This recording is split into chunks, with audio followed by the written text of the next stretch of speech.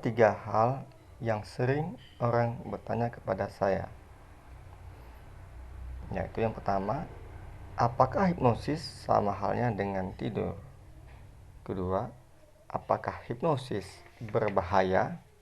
Dan ketiga, dapatkah hipnosis membuat seseorang menceritakan rahasianya? Baiklah, saya akan menjelaskan secara singkat tentang ketiga hal tersebut. Yang pertama, apakah hipnosis sama halnya dengan tidur? Memang benar. Kata hipnosis berasal dari kata hipnos, dari bahasa Yunani yang artinya tidur. Jadi sebenarnya tidak sama, meskipun memang serupa. Saat tidur, kita tidak sadar akan keadaan sekeliling kita. Sementara dalam keadaan hipnosis, subjek sangat sadar akan keberadaan dirinya dan tahu apa yang terjadi di sekitarnya. Pada kondisi hipnosis juga, sebenarnya subjek hanya berpindah kesadaran dari pikiran sadar ke pikiran bawah sadar. Kemudian, bila Anda tertidur memerlukan waktu yang cukup lama, bisa 4 jam, 5 jam, atau sampai 8 jam. Tetapi bila Anda terhipnosis, waktunya sangat pendek, tergantung dari juru hipnotis.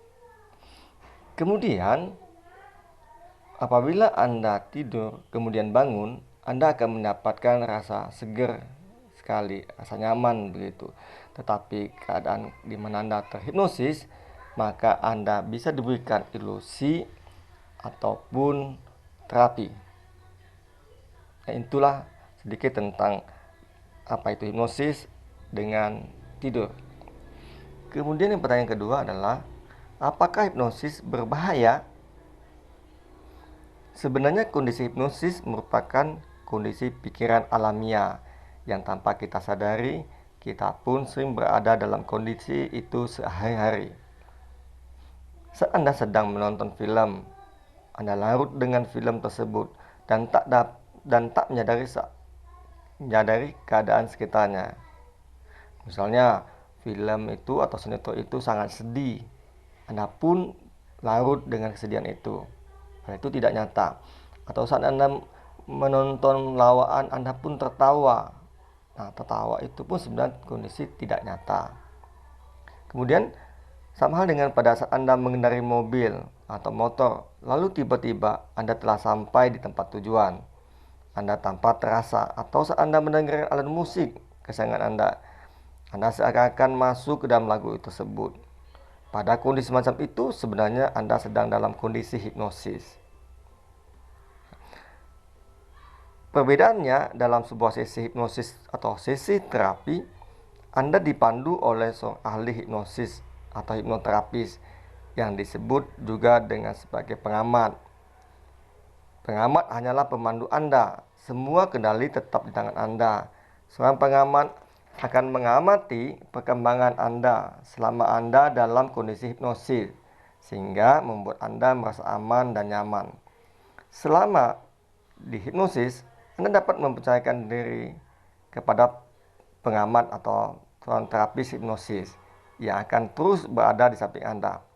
Namun, ingat, terapis hipnoterapi bukanlah seorang pemandu rohani. Ia adalah seorang ilmuwan yang mengamati fungsi ilmiah pikiran manusia selama sesi hipnoterapi berlangsung. Kemudian Anda lihat juga, seringkali menonton di TV acara hiburan, ada juru hipnotis memandu, membuat seseorang masuk dalam kondisi ilusi. Nah, kondisi ilusi ini sebenarnya atas persetujuan subjek tersebut untuk mau diajak melakukan hiburan gitu. Jadi, apakah hipnosis berbahaya? Dalam kenyataannya, hipnosis dapat membantu pikiran menjadi jauh lebih tajam dan lebih peduli secara kejiwaan. Secara aktual, hipnosis dapat memberikan keamanan dan kenyamanan karena dapat membuat seseorang menjadi lebih peduli terhadap kondisi lingkungan setiap harinya. Dan juga dengan hipnosis di terapi, maka Anda mampu mengubah tentang keyakinan Anda yang lama menjadi keyakinan baru. Jadi Anda sebelumnya misalnya ketakutan menjadi seorang yang penuh percaya diri dan sebagainya. Kemudian ketiga adalah pertanyaan, dapatkah hipnosis membuat seseorang menceritakan rahasianya? Saat dalam kondisi hipnosis, Anda selalu mempunyai pilihan dan pikiran Anda tidak akan pernah berhenti berfungsi dalam membuat keputusan. Jadi, hipnosis sama sekali tidak dapat membuat Anda menceritakan sebuah rahasia jika Anda tidak ingin seseorang mengetahuinya.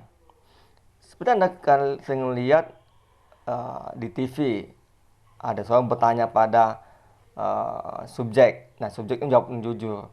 Nah, itu hanyalah sebuah acara hiburan saja. Itu pun atas persetujuan subjek tersebut yang mau rahasianya diketahui orang lain. Nah, dalam kondisi hipnosis itu, Anda mungkin menemukan beberapa kebenaran tentang diri Anda atau situasi yang sedang Anda hadapi, atau ada sebuah sabotase terhadap pikiran Anda. Anda tidak mengetahui tentang pikiran bawah sadar Anda tersebut. Hal itu berarti pikiran bawah sadar Anda mungkin mempunyai beberapa pemrogram dalam diri Anda yang hingga saat itu tidak Anda ketahui.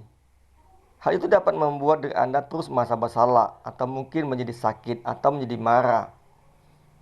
Bahkan dapat membuat Anda mempunyai keberuntungan buruk atau mengabaikan sebuah petunjuk penting tentang keberhasilan atau kegagalan. Jadi misal Anda ada ketakutan tinggi, tapi Anda nggak tahu kenapa Anda takut. Kapan Anda takut ketinggian tersebut? Maka ini bisa diketahui oleh hipnoterapis masuk ke dalam pikiran bawah sadar Anda untuk mengetahui penyebab Anda menjadi takut. Berita baiknya adalah jika Anda tidak dapat mengungkap sebuah kebenaran yang terdapat dalam pikiran yang tersimpan dalam pikiran bawah sadar Anda, pikiran Anda tidak akan mampu lagi mengungkap kebenaran tersebut. Pada saat strategi pikiran bawah sadar dapat terungkap dan terangkat ke permukaan oleh juru hipnoterapis, pikiran sadar Anda dapat berubah ke arah yang lebih baik. Namun, sebuah program hanya berjalan ketika dilakukan secara diam-diam, tanpa diketahui oleh pikiran bawah sadar. Jadi itulah 3 hal yang dapat Anda ketahui yang banyak Anda bertanya tentang hipnosis. Apakah hipnosis itu sama hal dengan tidur? Apakah hipnosis itu berbahaya? Apakah hipnosis membuat seorang menciptakan rahasianya?